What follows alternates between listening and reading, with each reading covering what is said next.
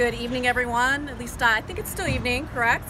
Yeah, I think so. 11 something. This is Dawn White with Penn Live on the field right now at M&T Bank Stadium in downtown Baltimore. The final preseason game of the Baltimore Ravens just wrapped up. And for more on this, Kasinitz joins me now. How's it going? It's good. It's good. How about you, Dawn? Did you enjoy watching the game? I did. It was very interesting to be that close up. And something we were talking about before that they can hang their hat on is that this is the 13th consecutive preseason win. Yeah, absolutely. For the Ravens. The Ravens have been very good in the preseason. They beat the Redskins here 30-20 tonight. That wraps up their 5-0 preseason. They haven't lost a preseason game since 2015. Wow. It would be nice if they won that often in the regular season. We'll see what happens, but still a cool little accomplishment. Yeah, and the quarterbacks looked pretty good. Lamar Jackson, he had a couple running plays there. He ran in for a touchdown. Kind of what he's known for is running at this point. Who stood out to you this game? Yeah, I thought Lamar Jackson played well. Again, it was the second straight game where he looked comfortable in the pocket. He completed 9 of 15 passes, so that's 2 straight games where he completed more than 50% of his passes. After his first 3, he completed less than 50%, and that's what you want to see out of a rookie, is progress. So I think the Ravens end the preseason encouraged by Lamar Jackson. I think Mark Andrews stood out. A rookie tight end had 3 catches, including 1 long one for 45 yards. Corey Vedvik, we were talking about this. Justin Tucker's backup. You wonder, does Justin Tucker need a backup? But Vedvik, he made some pretty long field goals there. So you wonder, is there a place for him on the Ravens? Maybe not. Yeah, so Corey Vedvik, he did hit a 56-yarder today. He's been great in the preseason. It's very, very, very rare for an NFL team to carry more than one kicker. Vedvik is a kicker and a punter, but the Ravens have a really good kicker and a really good punter. You mentioned Justin Tucker. So it doesn't look like he'll be on the roster. So what are they going to do with him? If a team who needs a kicker wants to trade a 6th, 7th round pick, I'm sure the Ravens would do that. If not, they would probably have to cut Corey Vedvik. He would definitely find a home somewhere because he's been so good in the preseason. I mean, we saw that 56-yarder. It was low, but it would have been good. Oh yeah, it was right in the middle. 65. It was a great kick. So he's a guy, he's been kind of a surprise. We'd have a kicker be the surprise star of the preseason. He has been that. What's going to happen next? I don't know, but unless somebody gets hurt, he's probably not going to have a future with the Ravens.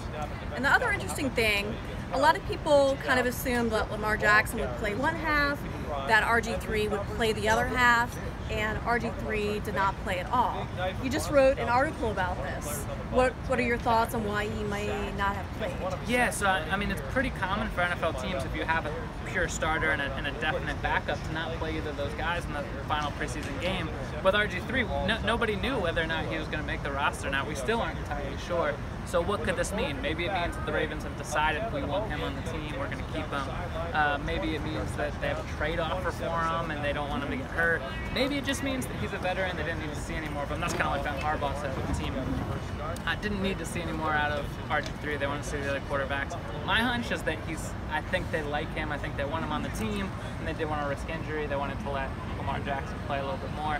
But yeah, very curious. That was a storyline, right? RG3 coming against his former team, but didn't happen. He thought there was going to be a lot of fire there. He played with them and was great back in 2012. Right. And at the press conference that Coach Harbaugh just had, you asked about RG3, and something that was kind of interesting that Coach Harbaugh said was he sees him as a starter. Yeah, no, that's kind of what John Harbaugh has been saying these last couple weeks, and it's like, wow, is he really been playing that well?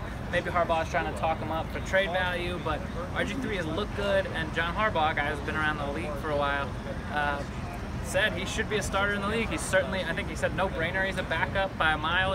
He's good enough to be a backup. Will it be here in Baltimore? That probably depends on how comfortable they are with Lamar Jackson, but it really seems like even if John Harbaugh's talking him up a little bit, he definitely feels that RG3 is a capable quarterback, that he can play quarterback in the league still. And that'll be coming in just 2 days now. Actually, a little less than 2 days, by 4 p.m. on September 1st, that all of NFL teams have to be down to 53. So, I mean, it's a weird time of year because all told, when we look at all the teams, more than 1,000 guys are going to get released between now and 4 p.m. Saturday. It's going to be kind of a lot of broken hearts. Yep, going to be kind of a crazy time. The Ravens are no different. They've got some tough decisions to make. And then going from here, the Buffalo Bills will be here, not this Sunday, but the following Sunday, and both of us will be here. Yep, we'll be here. Buffalo Bills, so the Ravens host the Bills to start the season. That'll be a good game. The Bills made the playoffs last year, but there's some questions of quarterback.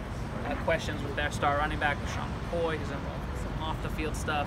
So it should be a game that the Ravens enter with the mindset that they should be favored, that they should expect to win, but they got to do it. We talked about 13 straight wins in the preseason. You got to. Doesn't mean anything if during the regular season it doesn't happen. Right, and this is a season where they haven't made the playoffs 3 straight years. Some jobs are on the line. John Harbaugh, Joe Flacco, they need to win this year to stay secure in their jobs. They need to make the playoffs this year. It's got to start that Week 1 game against the Bills, and it's now only 10 days away. It should be pretty exciting.